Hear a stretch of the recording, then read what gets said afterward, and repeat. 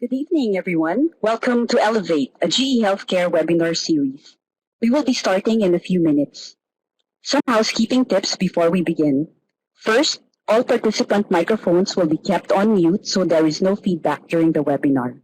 You may type in your questions for our speaker at any point during the webinar in the Q&A window you will see on your screen. But these questions will only be addressed once the presentation is done. After the Q&A, please kindly help to fill up the poll questions that you will see on the poll window. During this time, you can also already register for our next webinar session by clicking on the link shown on the web link window. Our next webinar session will be on lung protective ventilation in the operating room, to be held on September 14, 2020 at 6 p.m. Singapore time. Lastly, your certificate of attendance will be emailed to you in the coming days.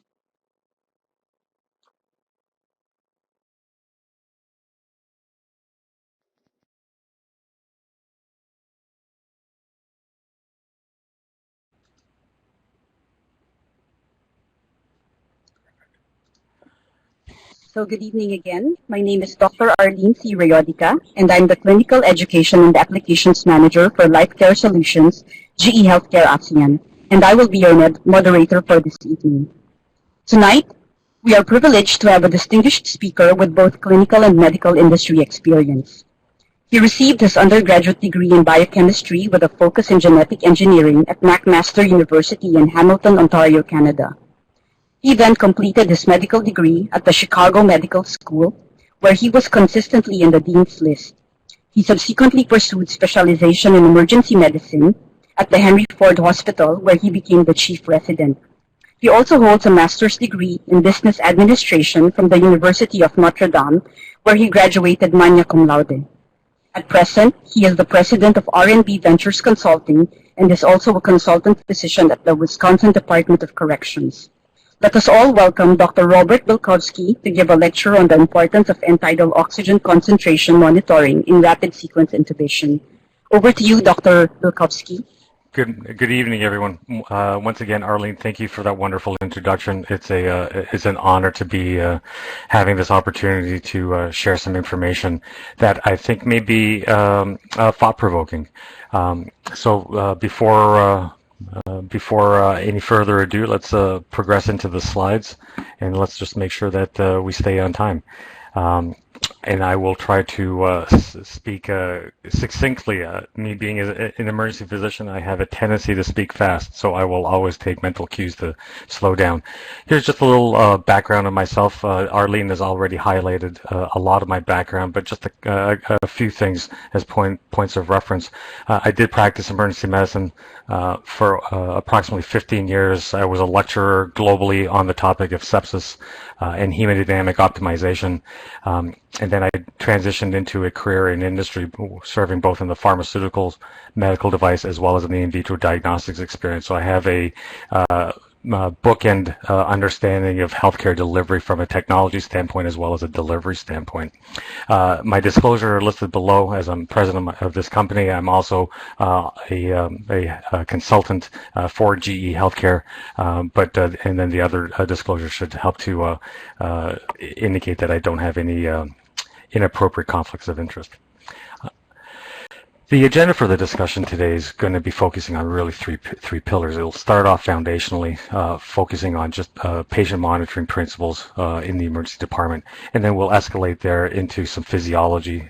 For some of us, this may be going back a few years, so I'll go slow, but not excessively detailed, but really to prompt our mental recollection of some of these principles around oxygen delivery and gas exchange. And then lastly, we wanted to go into the core of the conversation today on end-tidal oximetry and where there are opportunities for further research topics. And then, full disclosure, at this point, I would not say that the body of evidence in the medical literature is compelling one way or the other to convince you to change change practice. I want that to be upfront. This is primarily to drive additional thought and investigation around the application of end-tidal oximetry in specific use cases that I will try to highlight here today. So let's go into the first topic with regard to the patient monitoring in the emergency department. You know, two sides of the slide really represents two different patient populations that commonly come into the emergency department. You know, first would be the emergency ward. These are the patients that are typically walking. They have some underlying medical illness, but they don't require the intensity of service that you'd see on to the right. So the typical evaluation of a patient in the what I call the quote-unquote ambulatory emergency department would be pulse oximetry. You may have a spot check ECG. Highly unlikely that the patient would be on a cardiac monitor. There would be some evaluations of a respiratory rate, whether that's spot check or just simply a triage, and then blood pressure monitoring through a non-invasive blood pressure cuff. More importantly, and a little bit more germane to our conversation today, is around this high acuity emergency department patient, which looks very similar to a patient in the ICU. Typically, in our environments in the United States, patients that start in the emergency department that are in the critical care space will migrate up into the ICU. So you want to have similarity in care delivery. So once again, you'll have pulse oximetry. Now this will be continuous cardiac monitoring. Hemodynamic monitoring can be invasive or non-invasive or invasive. Quite frequently, the cardiac output is not measured within the emergency department because that involves a pulmonary artery catheter. However, there are less invasive technologies that do involve central venous cannula catheterization that can provide some information around either contractility, central venous oximetry, or the like. And then other parameters that are available at your disclosure or on a patient by patient basis would be neurologic function for those that have closed head injuries or undergoing procedural based sedation, and then once again end-tidal co-oximetry, whether that's in the cardiac arrest space, procedural based sedation, or those that are mechanically ventilated. So that's just really the foundation from the emergency medicine standpoint, and identifying where there's an opportunity for end-tidal oximetry to be able to get woven in the future with regard to these acute care patients. From a physiology standpoint, a few slides really just to level set with regards to the principles of oxygen exchange. So this graphic to the right is a simple schematic that goes and boils down to what's called the alveolar unit. So the lungs are comprised of millions and millions of individual alveolar units, where you will have simple principles of an alveolus, and then you will have a mixed venous capillary system that are in close proximity to one another, where when you're looking at the graphic on the left where oxygen and CO2 diffuse, you will have diffusion of those gases inwards and outwards depending on the gas. Oxygen flows from the alveolar area into the capillary to reoxygenate, while the CO2 diffuses out from the capillary into the alveolar space, and then that repeats itself through the next respiratory cycle. And then from a oxygen exchange and looking at principles of being able to measure end-tidal values, specifically around end-tidal O2 and CO2, looking at some of the historical literature, this is actually was first published back in the late 80s by Linko and Palomeo out in Finland. They looked at what happens to changes in minute ventilation and impacts on end-tidal oximetry and end-tidal CO2. And interestingly enough, as minute ventilation decreases, that's under situations of hypoventilation, the end-tidal oxygen decreases. And in contrast, the end-tidal CO2 will increase.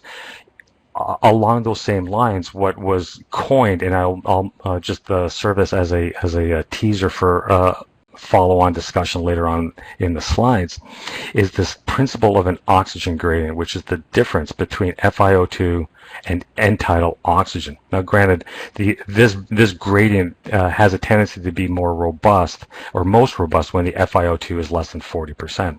So, just a word of caution that in patients that are receiving high-flow oxygen, the oxygen gradient may not be optimal, but if you look at this slide, I won't go into the details on hyperventilation, but simply put, Lincoln and Polomeo in several articles identified the fact that changes in minute ventilation, whether that is hypoventilation or hyperventilation, are very quick to be reflected in end-tidal oximetry.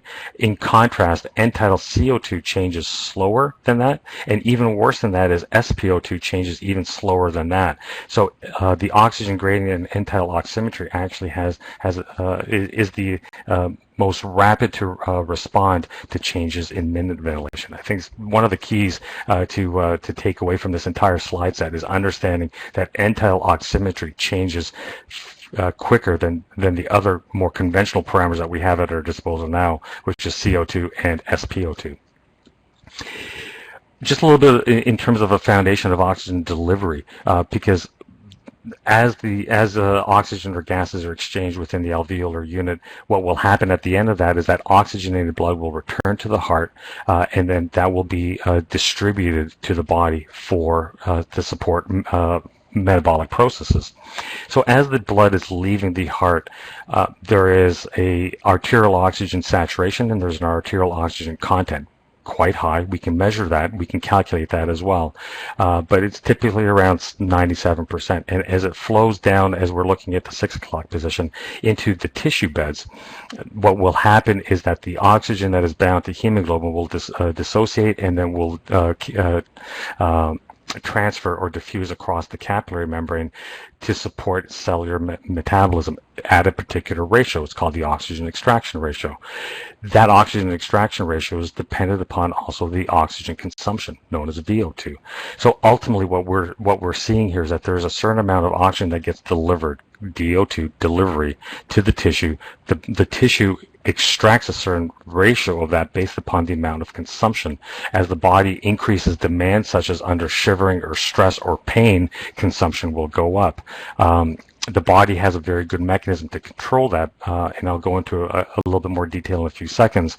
But needless to say, this is an opportunity where balances in oxygen delivery and consumption may be monitored by looking at central venous oximetry. Because as blood returns back, now in the venous circulation back to the heart, that blood can be measured, whether that's in the pulmonary artery or the right atrium.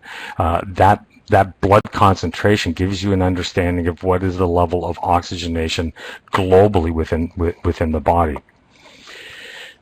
And then moving on into just a little bit more detail with regards to delivery, the basic principles of oxygen delivery are illustrated here in this equation in this graphic to the right. Oxygen delivery, DO2, is the cross product of cardiac output, which is heart rate and stroke volume. Most of that can be measured. Stroke volume tends to be the most difficult to measure at the bedside, but can be measured with a minimally invasive technology, as well as ultrasound-based technology, such as an echo or an USCOM device. And then to the left is the arterial oxygen content, the CaO2, which for all intents and purposes is driven by two variables: the amount of hemoglobin that is carried within the blood and the saturation within the blood itself. So at this point you have an understanding what are the individual levers that can be pulled to drive oxygen delivery, because oxygen delivery is the most important part as part and parcel of this oxygen balance equation. So one of my mentors, one of my colleagues that I worked with for many years at Henry Ford, Manny Rivers, has published extensively on this, and I just wanted to show a schematic that grounds the importance of oxygen balance. So at the onset, there's a certain level of oxygen delivery that's in the body, and under a shock to the body, oxygen delivery may be compromised or decreased. as the oxygen delivery is compromised, the body will respond and be able to increase extraction in order to maintain perfusion, adequate perfusion to the blood and oxygenation to the tissue. At some point, what will happen is that the oxygen extraction ratio hits a tipping point. There's a point of no return where there is no longer the ability to auto-regulate, and it is at that point where the body transitions from aerobic metabolism to anaerobic metabolism. There's simple ways to be able to measure that or identify that in the body. At its basic value, you can measure the central venous oximetry. If central venous oximetry is somewhere less than 75%, it is indicating that there is some suboptimal oxygenation to the tissue bed. I've seen patients with SCVO2s as low as in their 20s.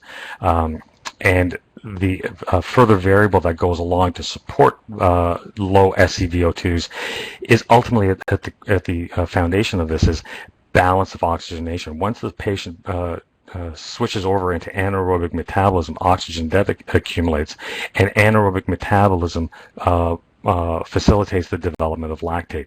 So patients like my example where I had an individual with an SCVO2 in the 20s, that patient's lactate was also 12, which is incredibly high considering a normal is less than 2. So just to give you a sense that this is kind of one of the other founding principles of understanding from gas exchange to oxygen delivery, and then with regards to oxygen balance within the body. And then ultimately, why is this important? I think we understand this, but just to restate this, we take care of critically ill patients, whether that's in the emergency department or in the ICU. Quite frequently, we see patients with sepsis or septic shock. Currently now, you have patients with severe COVID that are developing an ARDS type pattern of lung injury, where clearly there's going to be issues that are challenging the DO2 to VO2 balance or oxygen balance. And then the other one that is quite profound is the issue of trauma and burns. All of those are perturbations that can affect oxygen delivery. So we're transitioning into now the body of the presentation today, really focusing on some research topics. I just want to go into a little bit of detail on the areas that we're going to touch. Ventilation assessment with regards to identifying changes in whether that's hyperventilation or hypoventilation. Brief commentary around pulmonary embolism and ventilation perfusion mismatches.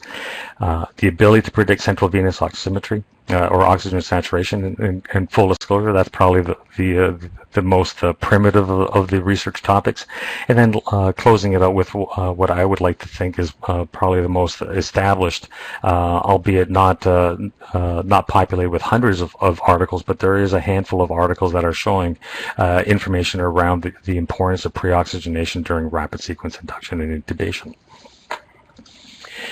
So let's start with regards to ventilation assessments. So once again, and some of this is reflecting back on what I said earlier, Linko and Polomeo really started this off back in the 80s. They did a large animal model and they followed it up with a inpatient examination in the anesthesia environment, and identified the importance of end-tidal oximetry. And part and parcel of the basis for that is looking at what were other variables that are at our disposal to measure the adequacy of oxygenation and ventilation within the patient. And as I said earlier, pulse oximetry and end-tidal CO2 were at our disposal. They are non-invasive. They are continuous, so they provide benefit. But can they be helpful to identify situations such as hypoventilation? They do. However, what Linko and Polomeo have identified is that end-tidal oximetry may actually be a little bit better than either of these two alone. We mentioned this before, but I'll refresh your memories with regards to the oxygen gradient. That is the delta or the difference between FiO2 and end-tidal oxygen. And these changes in the oxygen gradient were found to be the quickest to change in response to changes in minute ventilation, whether that were changes that represented hypoventilation or hyperventilation. These changes would be noted within seconds, while end-tidal CO2 tends to be in the low minutes, 1 to 2 minutes, while SpO2 can take up to 5 minutes to be able to be identifying profound changes in minute ventilation. Simply, with regards to the oxygen gradient, as a patient hypoventilates, minute ventilation goes down, and what happens is that under these changes, what will happen is that the end-tidal oxygen level will go down, which means that this gradient now widens or increases. And in contrast, what you'll see during periods of hyperventilation is that the oxygen gradient will decrease. Why is because the amount of oxygen that is being exhaled is increased in relation to normal minute ventilations. So one of the things that this literature has highlighted is that are there clinical opportunities to use this in other applications? Clearly, one of the things, not necessarily in the emergency department, but in the ICU, is patients that are placed on mechanical ventilation.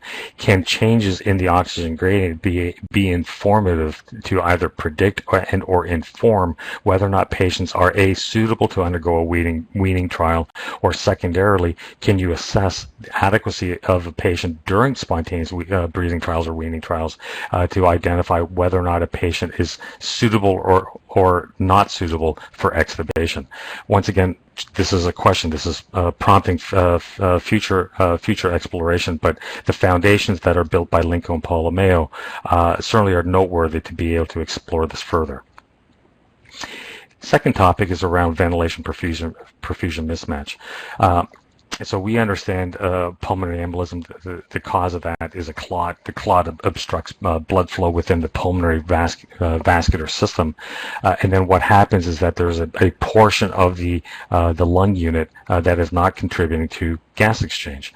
So the schematic to the right is a simple characterization of two alveolar units, where one is a normal functioning alveolar unit. That's alveolar unit number 1, while alveolar unit number 2 is not participating in gas exchange. So there's a relative decrease in the amount of oxygen that is being able to diffuse into the mixed capillary system, while in contrast there is a decrease in the amount of CO2 that is able to diffuse into the alveolar unit. So therefore, in terms of presence of a perfusion obstruction, what you'll see is changes in the PaO2 and EtO2 are reflected here, where the EtO2 increases, the EtCO2, end-tidal CO2, will decrease, and then this oxygen gradient will decrease as well. So this foundation was further evaluated by Paoletti, looking at this relationship of end-tidal CO2 and or end-tidal oxygen, given some of the principles around being able to evaluate minute ventilation and the like. And Paoletti identified that in patients undergoing or that are experiencing pulmonary embolisms, their EtO2 in fact did increase, while reciprocally the end-tidal CO2 would decrease. So the question was prompted: is there some relationship in this ratio, not necessarily the oxygen gradient, but this ratio of EtCO2 and EtO2, where people with a pulmonary embolism, do they have a higher ratio of this EtCO2 EtO2 ratio? And interestingly enough, a colleague of mine, Jeff Klein, who's done extensive research in multiple areas, but one of them is also in pulmonary embolism, tackled that exact question. So a non-invasive respiratory assessment through tidal breathing, they actually looked at the EtCO2 EtO2 ratio, and I highlighted in yellow that there is a dichotomy, a statistically significant dichotomy or a break between patients that had a pulmonary embolism versus those that didn't. They did further analysis and looked at receiver-operator characteristic curves and showed that the area under the curve is quite robust at 0.88. More importantly is from a predictive tool, they looked at a cutoff of 0.4. So that is a end-tidal PCO2 to PO2 ratio of 0.4 or greater.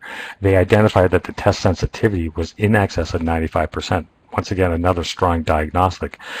Could this serve as a easier assessment or a complementary assessment to evaluate patients at risk for pulmonary embolisms? We frequently see people that are having chest pain, short of breath. They may or may not have pleuritic chest pain. And you want to be able to risk stratify. Does the patient need to go for a thoracic CT now? Do they undergo some additional diagnostic tests? This is something that could be potentially available at the bedside, even at triage, to be able to risk stratify these patients that are at risk or at least suspicion for pulmonary embolism. So next one, and once again, as I said before, this is probably the weakest literature that we have, because there's only a couple of articles that have been done. One is a small article, and then there's also an abstract. But as we once went over on the topic of oxygen delivery, as oxygen delivery goes to the tissue, if it's suboptimal, that SCVO2 will also decrease in kind. So that there's a way to be able to identify that when oxygen delivery is suboptimal to meet the tissue needs, or VO2, SCVO2 can be used as a surrogate. The normal SCVO2 is 75. It's a little lower if you're looking at mixed venous, but 75% is a reasonable threshold. And then once again, the question that gets prompted is, now can the SCVO2 serve as a minimally invasive tool to assess DO2 VO2 balance? That's the premise. That's the premise of this. And then the question that researchers have been exploring is whether or not end-tidal oximetry has any correlation to SCVO2, and that's the follow-on for the next couple of slides. So Singer did a study. It was simply an abstract, but it was a study that was done in the emergency department of patients that had a central venous catheter. Blood was being sampled as part and parcel of their care with central venous oximetry obtained, and they obtained measurements using end-tidal oximetry. And then, in addition, Alan Jones did a similar study design, but not in a critically ill patient population. He did it in an ambulatory care population that has end-stage renal disease. So while before the patient was undergoing hemodialysis, blood was sampled from their central venous catheter, and end-tidal oximetry was measured at that same time. From all of these, what has been identified is that there is some correlation. However, the correlation is modest at best. So an agreement has a tendency to under reflect the true SCVO2. There is some level of agreement, more notably in the Singer article, less robust that was identified in Jones. So at this point, there is, I'd say, a very limited body politic of identifying whether end-tidal oxygen can inform SCVO2. The question is, are there potential use cases where this may be applicable? One of the limitations of the Jones study was that they measured side stream EtO2 as opposed to inline EtO2, and is that a possible confounding on why the measures were not so robust? But the use case is compelling. Can a non-invasive tool be able to be used as an informative surrogate for what is at this point an invasive measure, which is SCVO2? That would be certainly beneficial in terms of taking care of the patients. However, this is only a premise at this point. It needs further research to further elucidate it. And then lastly, we want to spend the next 15 or so minutes on the topic of RSI. So quite frequently within the emergency department, it's probably the most important procedural intervention that us emergency physicians have to perform. patients that are critically ill, if they can't maintain their airway or they're present in respiratory distress, these patients need to be mechanically ventilated. The process to do that is called RSI. So rapid sequence induction and intubation is the acronym for a very elaborate process of prepping a patient for intubation, providing the medications necessary for intubation, conducting the intubation safely and successfully, and then being able to put the patient on mechanical ventilation. And the medications that are administered include paralytics. So there is the risk of apnea in these patients. So it is important to ensure that these patients are adequately oxygenated before initiating rapid sequence induction.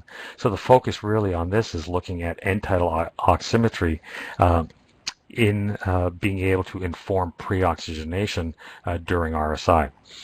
Before we go into those details, just to give you a sense of some data around RSI and intubation within the emergency department. Quite one of the top graphics, 69% of RSIs has been touted to be the most common procedure in the emergency department for the critically ill patients.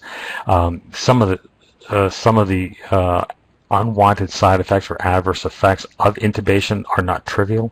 Hypoxemia is clearly front and center, but even under situations of profound hypoxemia, dysrhythmias may occur. That is due to either suboptimal oxygenation and or the process of intubation itself. If you're overly stimulating the vallecula, that has a tendency to cause a vagal response.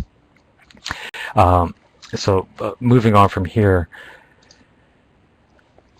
what we have historically used for measurement of patients during RSI is placing the patient on a cardiac monitor, obtaining continuous SpO2,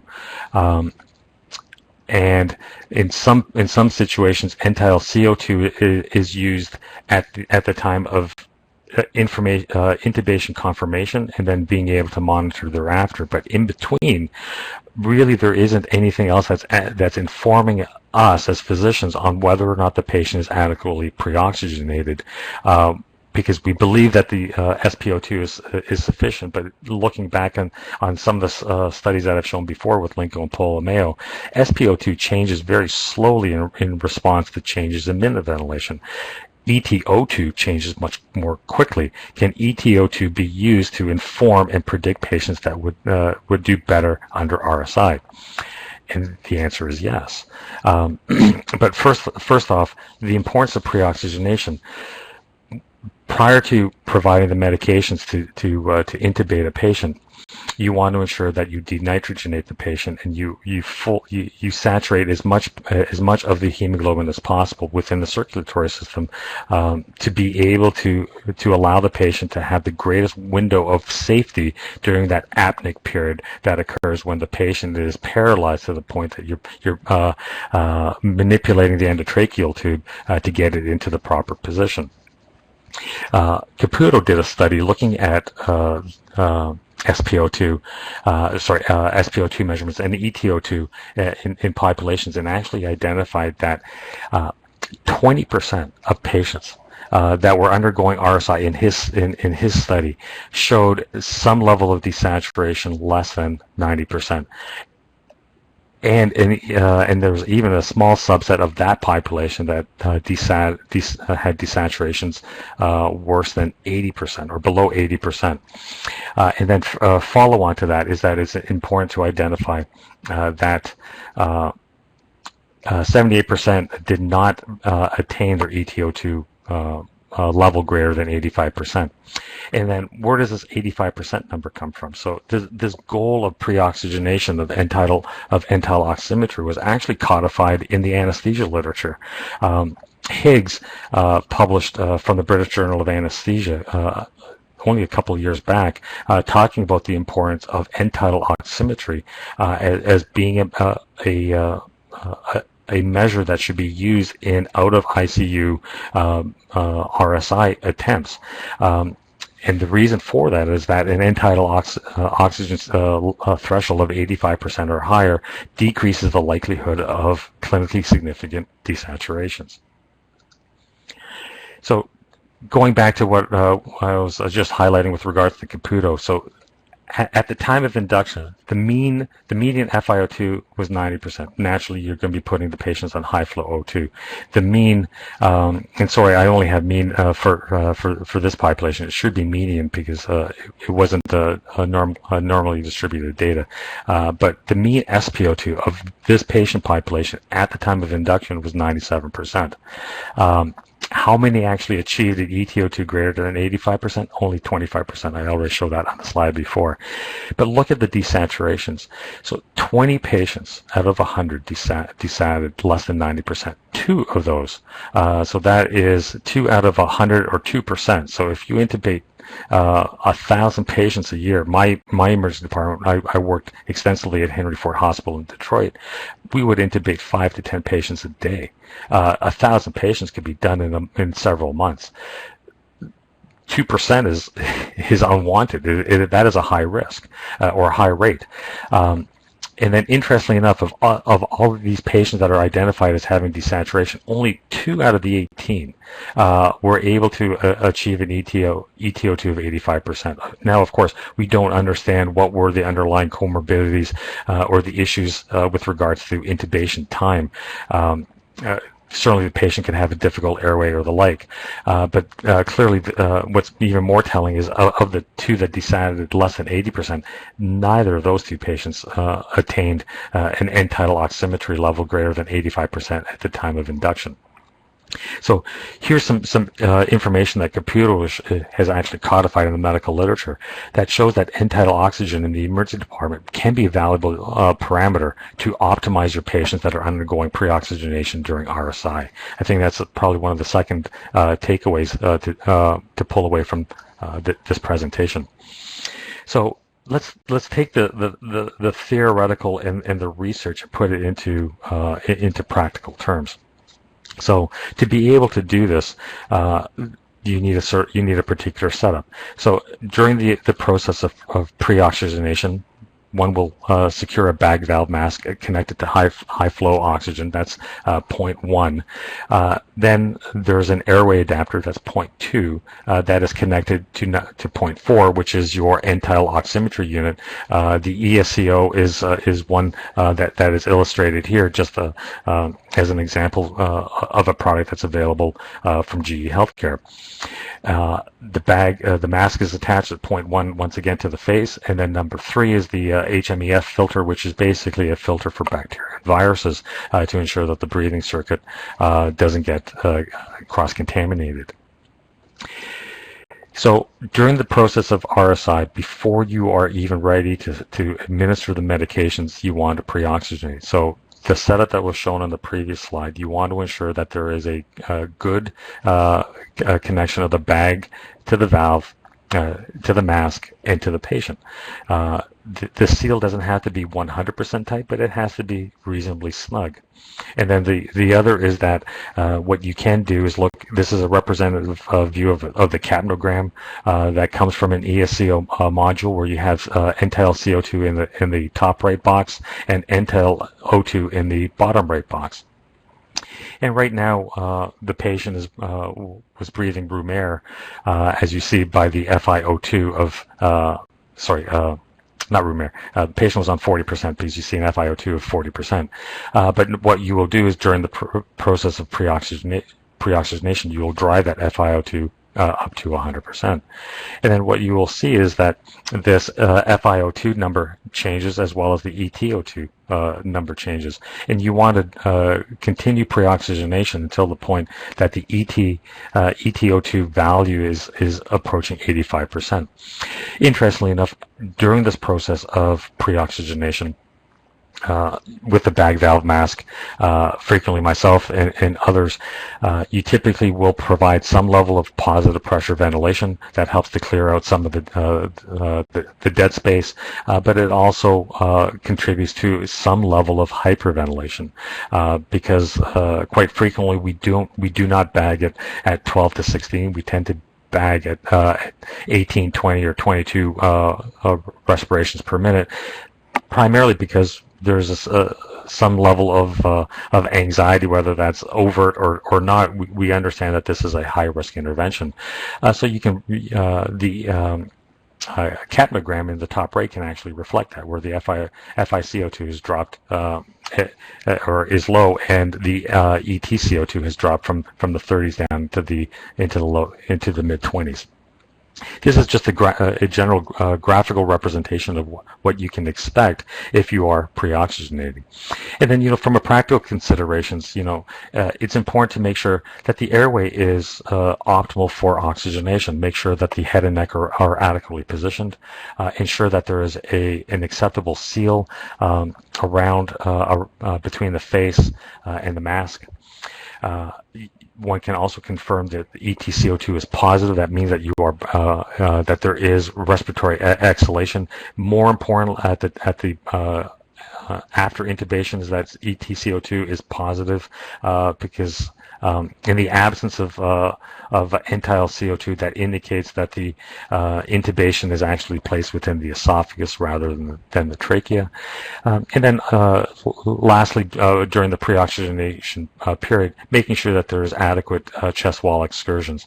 As the patient is being sedated but not paralyzed, you may be able to augment some of that respiratory drive by squeezing the bag a little harder and or including a respiratory pause. So now once the patient has attained an end-tidal oxygen level of 85%, now you have extended or optimized the safety window in which you can provide your paralytic medication. So frequently you will administer sedating agents first that are airway protecting, and then you will provide a fast-acting paralytic. It is at that point when the paralysis takes into effect, you are in control of this patient. That patient is no longer awake and is unable to breathe spontaneously. So time is of the essence. However, the pre-oxygenation is giving you an extended window of safety that you can be able to manipulate the endotracheal tube into the proper position without identifying periods of desaturation. And so then once the patient has been successfully intubated, you'll change the breathing circuit from the bag valve mask into the mechanical ventilator. The ESCO module with inline measurements will still be connected as shown in the graphic. And then to the right, you can then follow the Cabinogram and the Oxygram to be able to drive your changes in mechanical ventilation parameters as seen fit, whether that is requiring permissive hypercapnia and or lung protective strategies, depending on the patient population that you're managing. So in closing, that concludes the portion of the RSI. I just want to highlight a couple of key points before we close and take time for answering any questions. First, the EtO2 has a modest level of evidence. Some of this evidence is old, but the technology has advanced to be able to prompt a refresh or a relook of end-tidal oximetry. What's important out of all of this, I believe, is what Linko and Polomeo identified, is that changes in ventilation are most rapidly identified by end-tidal oxygen. So any clinical scenario where being cognizant of ventilation changes is important to inform the risk of ventilation perturbations. End-tidal oximetry would be has the potential to be beneficial. I've highlighted a couple of examples here. Certainly, during procedural sedation, there may be another area where in which to explore.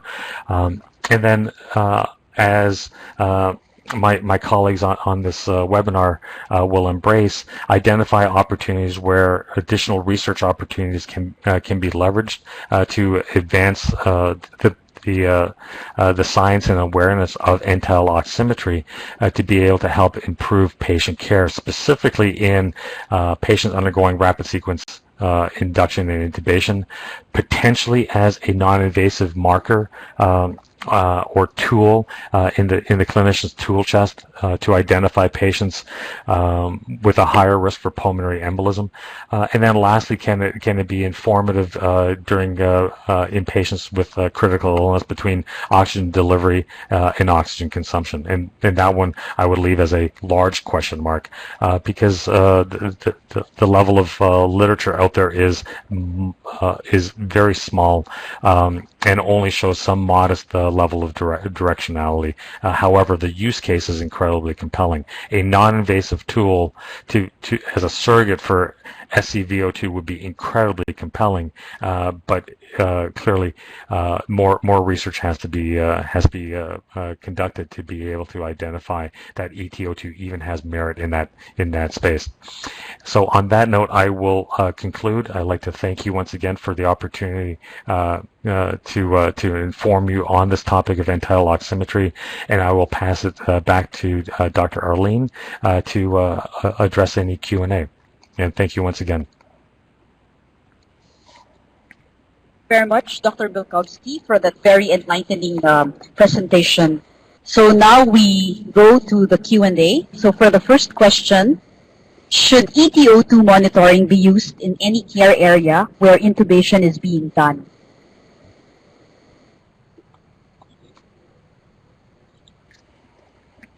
Yeah, thank you, Arlene. Yeah, thank you for that question. As I mentioned with regards to the British Journal of Anesthesia and Higgs, that is actually that's a consensus opinion that recommends EtO2 being measured for pre-oxygenation anywhere. So if that is on the ward, if that is in the ICU, or if that is in the emergency department or elsewhere, that it is strongly encouraged that EtO2 monitoring be used to ensure acceptable pre-oxygenation during RSI. Thank you. Thank you, Dr. Bilkovski. So we have another question here. Why does CO2, so is CO2 more important or EtO2 is more important?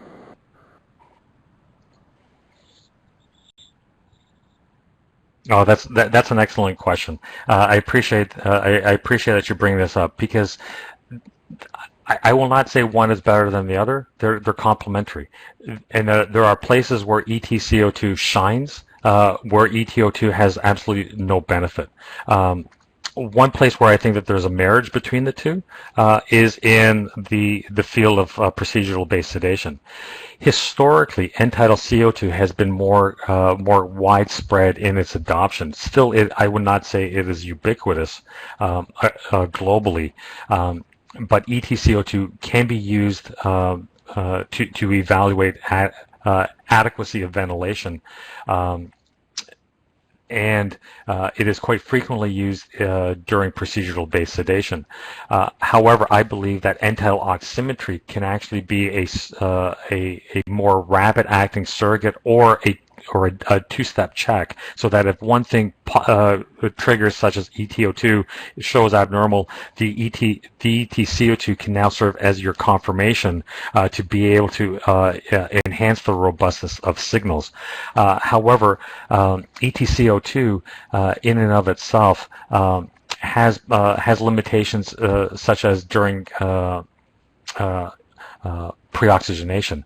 At that point, it is not CO2 that is your driving factor. It is oxygenation that's your driving factor, because you want to ensure adequacy of oxygenation before the apneic period of intubation. However, CO2 has been shown to be quite helpful during periods of mechanical ventilation to assess adequacy of ventilation and or to tailor your ventilation strategies.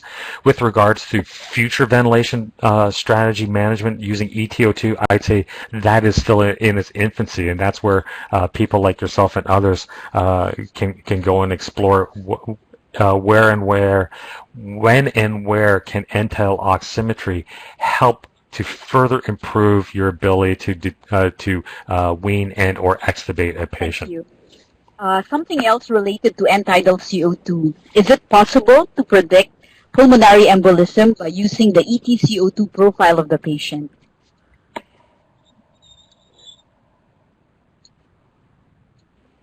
Yeah, very good question. I'd say the literature on EtCO2 in and of itself has not been a robust enough signal.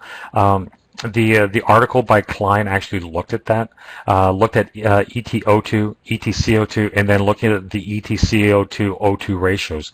And it was actually the ratio that tended to be the most robust signal. Once again, receiver operator characteristic curves were performed, and the most robust ROC with an AAC area under the curve of 0.88 if I remember. No, sorry, 0.8 if I remember correctly. That's a strong ROC area under the curve. That is for the ratio. So on its own, EtCO2 is informative, but I think the combination of EtCO2 and EtO2 as a ratio is more informative and more likely to be a predictive tool. Thank you. We have a few more questions here. Are there existing guidelines on targeting EtO2 during pre-oxygenation?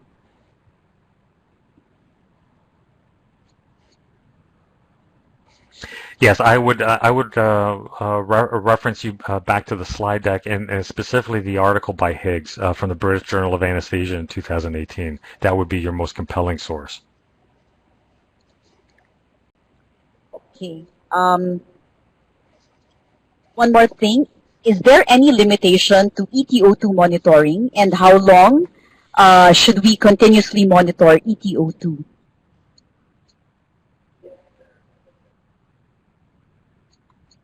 Yeah, very good question. Yeah, first and foremost, the EtO2. I mentioned this a couple of times, but I really do want to stress this point.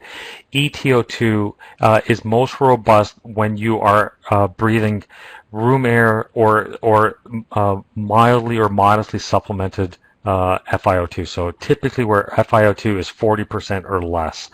So that is 2 to 4 liters by nasal cannula or a Venturi mask that gets you up to about 40%. Once you go beyond that, the robustness of EtO2 drops off significantly, primarily because you have to represent the fact that a high level FiO2 plus that dead space, you're primarily just measuring the FiO2 of the dead space, not necessarily reflecting what's happening at the alveolar unit and specifically with regards to gas exchange. On that second topic of how long do you measure EtO2, the question is as it applies to the clinical application. Jeff Klein, with regards to pulmonary embolism, was doing was doing tidal breathing exercises for 30 seconds. 30 seconds, that's it. You can get a sample for 30 seconds, which is something that is doable within a triage environment.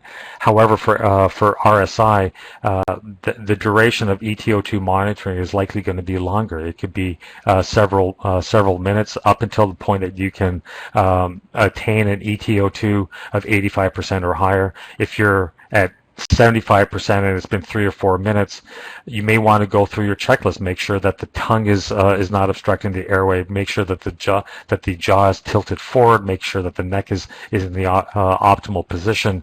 All of these little different interventions can be done, and then ensure that the seal is acceptable and or providing an inspiratory pause and driving a little extra FiO2 to further denitrogenate the patient. I have not seen use cases for end-tidal oximetry for hours. That has not been identified from my understanding of the literature. Clearly, there's always that possibility, but at this point, I wouldn't even be willing to indicate where. For me, the one place that more prolonged end-tidal oxygen monitoring may have some some potential benefit is in identifying these patients that are mechanically ventilated and now going through weaning trials, whether they're on TPAPs or on CPAP, to see whether or not the EtO2 can predict and inform those patients that would be successfully extubated. That is another area of risk. My colleagues that are attending this webinar are working in the ICU. One of your greatest concerns is extubating a patient that is not ready to be extubated, and once again now introducing that risk of re-intubating the patient, aspiration risk, etc. All of those things would like to be minimized, if not avoided altogether. So that is an area where EtO2 in the future may show some additional benefit to support weaning determination. There was actually a question related to that. So there was a question regarding its use in mechanically ventilated critically ill ICU patients. So go ahead, please. Yeah. Go ahead, Dr. Yeah. Oh, please go ahead. No, I mean for my. No, thank you, Arlene. Sorry for the talking overview. Really, at this point, there hasn't been enough literature that has identified the use case in the ICU of the patient that is mechanically ventilated for EtO2, and at this point, my belief is that it is an area that is worthy of exploration. Specifically, as an example, look at patients that are at risk of having lung deterioration or at risk of developing respiratory compromise while mechanically ventilated. The classic example is the progression of a person with pneumonia to ARDS. The same thing now front and center here and globally is COVID. COVID attacks the lungs. Are there potential applications to be able to use this to identify and to be able to provide strategies to guide optimal oxygen and ventilator parameters to this at-risk population that has COVID. Now, of course, they've declared they already have suboptimal oxygenation, but there's also a concern that mechanical ventilation is actually harmful to these individuals. So being able to see does end-tidal oxygen help to be able to drive and inform some of these decisions? It's only at this point I would put it as a question mark. I have not seen any literature that has looked at that. And just reflecting back on an earlier question, why is there so much focus on EtCO2 versus EtO2? It's quite simple. There's more technology available. EtCO2 was a solution that was able to be designed and provide more robust clinical information over the past 20 years. EtO2 really hasn't. It's been sitting more dormant and more in the confines of research labs as opposed to in clinical practice. It is only now that it's starting to, I think, gain an opportunity for a refresh look and maybe take this technology that is now much more clinically ready. Where EtCO2 was already 10, 15 years ago, and see where it has clinical applications beyond what I've illustrated here today. We have another question here regarding intubation. Is it mandatory that the EtO2 value should be at least 85 before we intubate? And if this is so, doesn't it make the process of intubation prolonged?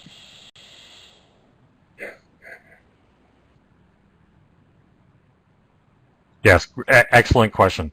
I will now speak as a physician to physicians.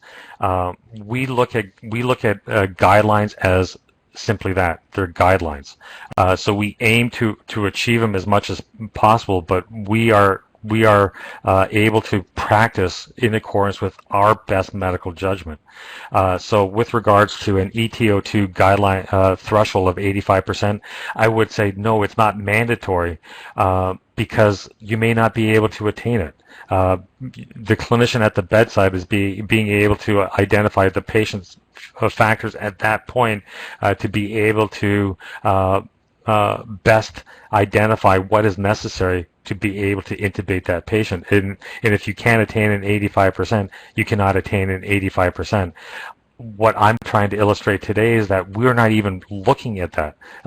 In my practice, now granted, I haven't practiced for a handful of years because I have my consulting practice, but we did not have EtO2 at our disposal. We did not look at adequacy of pre-oxygenation. What we did is we put the patient on high flow O2 for an arbitrary amount of time. This, the use of EtO2 can help to be able to further streamline and objectify a workflow that historically has not been as objectified in at least in the emergency department circles. So let me just finish off on the point of mandatory, the word mandatory. I would say no, it is not mandatory because we are not mandated to follow guidelines. We should follow them as much as possible and use them as a stepping stone on how we practice medicine on a patient-by-patient basis. How is the EtO2 validated compared to SCO2?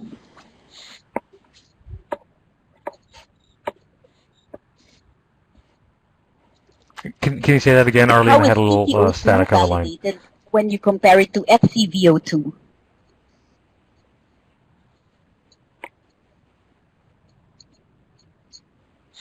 Yeah, which one? SCVO2? The validation? Yeah, SCVO2. Yeah, I'd say that the validation. The best study was done by Alan Jones. Now, granted, it has not been published as a manuscript. It only remains as an abstract. That is probably your best level of information. In looking at the Bland-Altman curves, there is some level of agreement that goes across the range of SCVO2s. The problem is that the bias it was relatively large. It was I'm going off on memories. I don't know the actual number, but the bias was relatively high, which raised question on its clinical utility. However, agreement was established that if you look at the Bland-Altman plots, that there is the ability of SCVO2 and EtO2 to loosely correlate and or show agreement with one another. The question that lies with regards to SCVO2 is that the patient's not fixed at that point. There's changes in ventilation. There's probably changes in oxygenation. The metabolic processes of the patient at the body, whether that is cardiac, the contractility of the cardiac output, and the oxygen extraction demands based upon that patient are not steady state. They're in flux, and there are other variables that may influence EtO2 and or SCVO2 that make the ability to make a strong correlation between those two not possible. At this point, I'm merely showing that there is some, I'd say, primitive level of agreement. Is there an ability to identify where and when that level of agreement actually is enhanced? At this point, I don't have an answer for that. Thank you very much. Next question, what is the normal range of O2 gradient, FiO2, EtO2?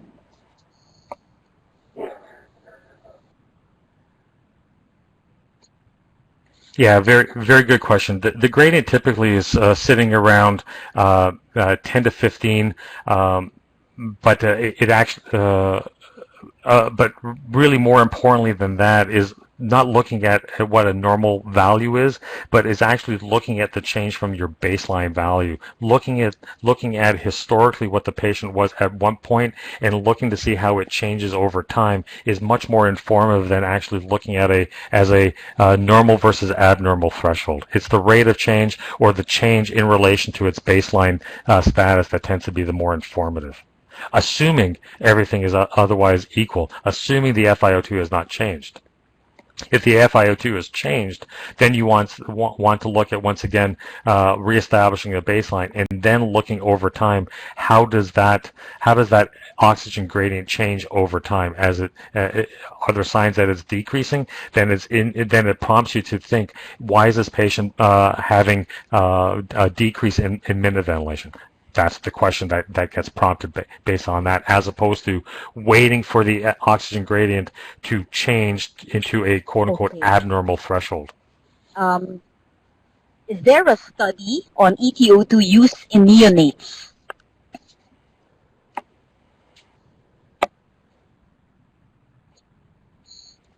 There's actually I'd say a small handful of studies in this space. Neonates, specifically in jet ventilation. There's been some research in this topic. I didn't include this this portion of the patient population. Clearly, in the emergency department, we do see pediatric and all the way down to neonate. But typically, EtO2 has been shown to have some merit with regards to assessing ventilation in the neonates. It's been shown to be helpful in cardiac resuscitation in the pediatric literature, and there are a couple other use cases in the pediatric space that have been illustrated. Unfortunately, I don't have them top of mind in terms of strongest articles, but there are, I'd say, 5 to 10 references in the space in the pediatric and specifically neonatal space. We have one last question here, not related to EtO2. Is there any different EtCO2 value if the tracheal tube is placed too deep? So this is on type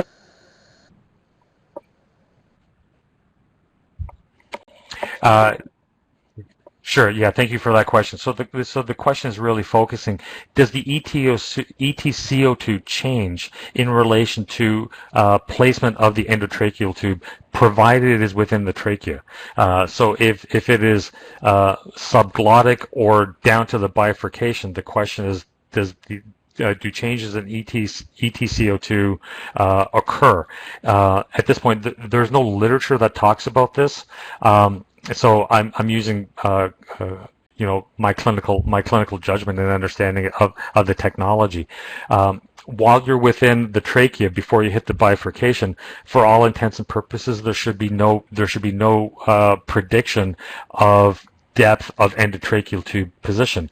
However, if you start going into one of the bronchi, the left or the right bronchus, and now you're only getting single lung ventilation, then you are having a relative change in CO2.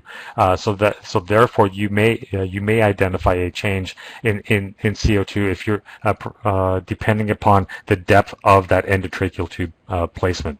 Thank you very much, Dr. Bilkovski. I think that is the last question we have. So if there are no more questions, thank you so much, Dr. Bilkovski, for imparting your knowledge on the importance of end-tidal oxygen concentration to all of us in this webinar.